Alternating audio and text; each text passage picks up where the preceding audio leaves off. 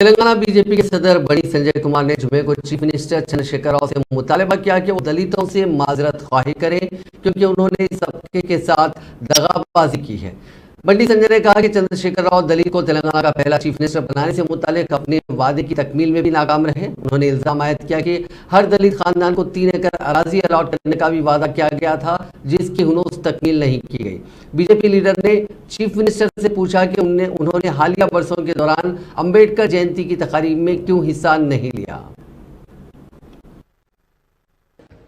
అణగారిన వర్గాలకు న్యాయం జరగాలని చెప్పి ఆలోచనతోని నిత్యము వారి కోసం వారి జీవితం బాగుపడాలని చెప్పి ఉద్దేశంతోని కష్టపడి ఉన్నటువంటి ఆలోచన వ్యక్తి బాబాసాహెబ్ అంబేద్కర్. ఆయన లెక్క రాబోయే తరంలో ఇబ్బంది పడుతున్న ఉద్దేశంతోని అనేక సంస్కరణలు తీసుకొచ్చినటువంటి గొప్ప వ్యక్తి బాబాసాహెబ్ అంబేద్కర్. అందుకే భారత రాజ్యాంగ నిర్మాతగా పేరుగాంచిన గొప్ప వ్యక్తి బాబాసాహెబ్ అంబేద్కర్.